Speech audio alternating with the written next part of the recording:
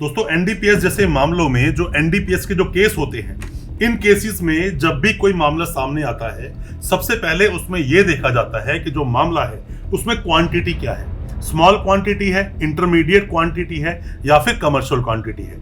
Commercial quantity अगर है तो बेल लेना बहुत बहुत ज्यादा मुश्किल हो जाता है और अक्सर ऐसा देखा गया है कि सेशंस कोर्ट मतलब कि जहां आपका ट्रायल चलना है या फिर हम कहें स्पेशल कोर्ट्स बनाए गए हैं एनडीपीएस जैसे सभी मामलों को देखने के लिए, ऐसे कोर्ट्स में ज्यादातर आपकी बेल को डिसमिस कर दिया जाता है। या फिर दोस्तों हम बात करें the narcotic drugs and psychotropic substance act 1985 में जो आया, उसमें टोटल 239 मतलब कि 239 टाइप के जो नशीले पदार्थों का जिक्र किया गया, उनमें से कोई भी चीज आपके पास से अगर रिकवर हो गई, आपके पास से बरामद हो गई और जो चीजें लिखी हैं, जो क्वांटिटी उसके अंदर लिखी है, उससे ज्यादा क्वांटिटी में अगर वो बरामद हुई तो ऐसे मामले में आपकी जल्दी से बेल नहीं होगी।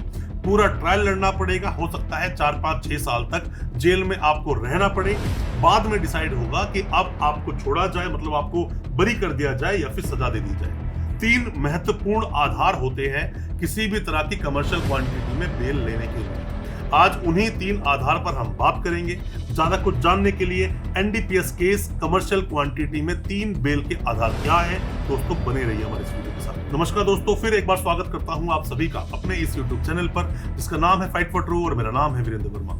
जैसा आप सभी जानते हैं, हम इसी तरह की लीगल अवेयरनेस की वीडियोस आपके लिए कराते हैं और आपको बनाते हैं कानूनी जानकारी। दोस्तों आप कोई भी नए वकील साहब हैं, कोई भी लॉ स्टूडेंट है, कोई भी कानूनी जानकारी लेना चाहते हैं या फिर आप पर कोई केस हुआ है या फिर आपके सगे संबंधी पर केस हुआ है जो कि जेल में है, एनडीपीएस का मुकदमा उस पर लग गया है और सालों साल से जेल में या फिर अभी वो अरेस्ट हुआ है, तो कैसे उसकी बेल होगी, क्योंकि बेल के बारे में आपको पता होना बहुत जरूरी है, क्योंकि जब तक चार्जशीट लगती नहीं तब तक बेल होती भी नहीं।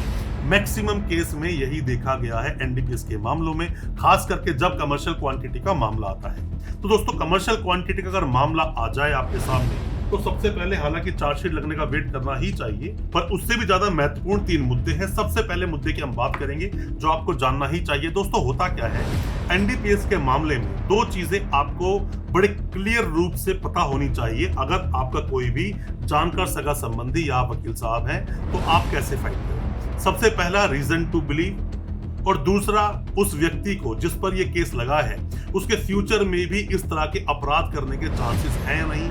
तो ऐसी चीजों में देखा जाता है कि उसका रीजन टू बिलीव क्या बोलता है। हम जब भी कभी केस फाइट करते हैं या कोई भी नए वकील साहब जिनको ज्यादा नॉलेज नहीं है एनडीपीएस के मामलों की या ज्यादा केसेस अब तक उन्होंने फाइट नहीं किए हैं, तो वो अक्सर डिफेंस कुछ भी ले लेते हैं। पर मैं आपको बता दूं कि आपकी बेल तब तक तो नहीं होगी इस कमर्शियल क्वांटिटी में जब तक रीजन टू बिलीव जो है, जब तक आप ये कंसेप्ट क्लियर नहीं कर देंगे जज साहब। मतलब कि इस केस में आपका नाम झूठ बोलकर लिया गया है या फिर झूठे से आपका नाम आया है, आप इस केस में इन्वॉल्व ही नहीं है या फिर इस केस से आपका कोई ताल्लुक ही नहीं है, इसे बोलते हैं रीजन टू बिलीव। या फिर आप ये भी बोल सकते हो कि सफिशिएंट एविडेंसेस मेरे अगेंस्ट नहीं है और मुझे जेल में डाल दिया गया है। या फिर आप ये बोल सकते हो कि जो पुलिस ने इन्वेस्टिगेशन की है उस फाइंडिंग में मेरे अगेंस्ट डायरेक्ट रूप से कोई भी एविडेंस नहीं है जो लिंक करता है कि कमर्शियल क्वांटिटी जो भी कॉन्ट्राबैंड मिला वो मुझसे मिला और वो मुझसे ही संबंध रखता था, वो मुझसे ही लिंक करता था। तो ये रीजन टू बिलीव आपको क्लियर करना पड़ेगा और बताना पड़ेगा जज साहब को, वरना फालतू के अगर आप ग्राउंड्स लेते हो कि मैं जेल में 1 साल से हूं, 2 साल से हूं या फिर अभी ट्रायल ठीक से शुरू नहीं हुआ है, एफएसएल पेंडिंग है और भी कुछ ग्राउंड्स अगर आप लोगे तो ऐसे में आपकी बेल होगी नहीं, कोई फायदा है नहीं। रीजन टू बिलीव क्लियर करना पड़ेगा अगर आप चाहते हो सेशन कोर्ट से ही बेल लेना। हालांकि मैंने कई बार आपको बताया है कि ऐसे मामलों में जब सही डिफेंस हम नहीं लेते हैं या सही ग्राउंड्स नहीं लेते हैं तो हाई कोर्ट सुप्रीम कोर्ट से भी बेल अक्सर डिसमिस हो जाता है। दोस्तों एनडीपीएस जैसे केसेस में जब कमर्शियल क्वांटिटी का नाम आता है तो लोगों की सालों साल बेल ना होने के बहुत सारे कारण हो सकते हैं और ये भी कारण हो सकता है कि आपके वकील साहब सही डिफेंस नहीं ले रहे हैं या फिर सही जगह फाइट नहीं कर रहे हैं। इसलिए मैं बोलता हूं कि जरूरी नहीं है कि मतलब कितना बड़ा एक्सपीरियंस है वकील साहब को, जरूरी ये है कि कितने ज्यादा केस सेम नेचर के वकील साहब ने लड़े हैं, उसी से एक्सपीरियंस आता है, उसी से नॉलेज मिलती है। एक्सपीरियंस तभी आता है बार बार प्रैक्टिस जो की जाती है, practice makes a man perfect. ये चीज बहुत ज्यादा जरूरी है आपको बेल दिलवाने में, आपको केस जितवाने में। अब दोस्तों दूसरे ग्राउंड की हम बात करते हैं जो कि कमर्शियल क्वांटिटी में हमें रेगुलर बेल लेने में मदद करता है। दोस्तों मान लीजिए आपके घर परिवार में कोई भी सीरियस तरीके से बीमार है और उसका ट्रीटमेंट कराने के लिए कोई है ही नहीं, सिर्फ वही है जो जेल में है, मतलब कि एक्यूज ही है, या फिर एक्यूज की वाइफ की अभी डिलीवरी होनी है, या फिर ये मान लीजिए सीरियस उसे कोई इंजरी है, सीरियस बीमारी है, ऑपरेशन होना है, मदर फादर को सीरियस बीमारी है, ऑपरेशन होना है। तो ऐसे में आप सबसे पहले उन्हें इंटरिम बेल पर बाहर निकालें। इंटरिम बेल अगर हो जाए, हालांकि जल्दी से इंटरिम बेल भी नहीं होगी, क्योंकि इंटरिम बेल का मतलब है कि कमर्शियल क्वांटिटी जिसके पास से बरामद हुई है वो फरार हो सकता है, एब्सकॉन्ड हो सकता है और वो दोबारा वापस लौटकर नहीं आएगा, इसीलिए बेल नहीं दी जाती है। जैसा मैंने अभी आपको बताया था कि रीजन टू बिलीव और साथ में ही आगे अपराध करने की कितनी संभावना है, इस चीज को देखा जाता है। तो इंटरिम बेल पर जब आप बाहर आएंगे टाइमली सरेंडर करेंगे, ऐसा 2-4 बार आपने किया तो वकील साहब को बहुत बड़ा एक ग्राउंड मिल जाता है कि भाई मैं अभी तक जब भी इंटरिम बेल मिली मैंने टाइमली सरेंडर किया तो मैं भागूंगा नहीं, ये क्लियर है और मैं ट्रायल को फेस करूंगा, तो मुझे बेल देने से किसी भी तरह की कोई हानि होगी नहीं, अपने देश के कानून को मुझे बेल दी जा सकती है।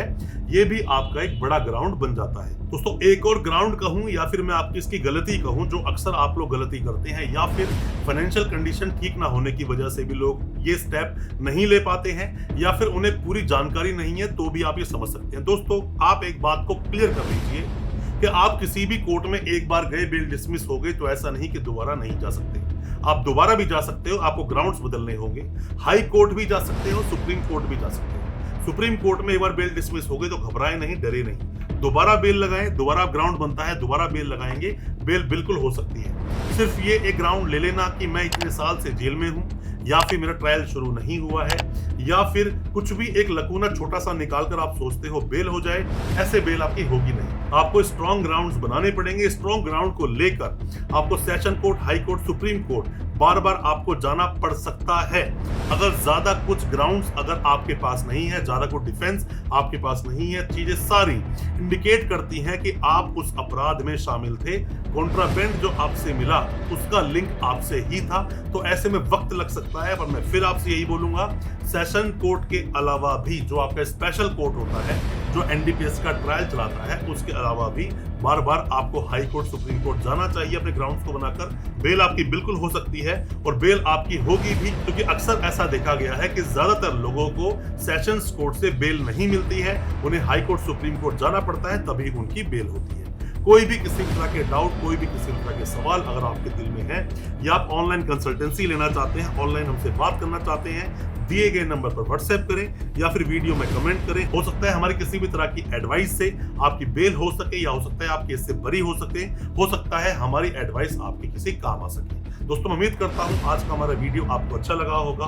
अच्छा लगा हो आज का वीडियो, हमारे वीडियो को ज्यादा से ज्यादा अपने दोस्तों, परिजन, परिवार तक शेयर करें, ताकि वो भी अपने आप को कानून जानकार बना सके। चैनल को सब्सक्राइब करना बिल्कुल ना भूलें, साथ में लगा बेल आइकन जरूर दबा दें, ताकि इसी तरह की लीगल अवेयरनेस की वीडियोस आप तक पहुंच सके सबसे पहले। बहुत बहुत शुक्रिया दोस्तों, धन्यवाद हमारे इस वीडियो के साथ बने रहने के लिए।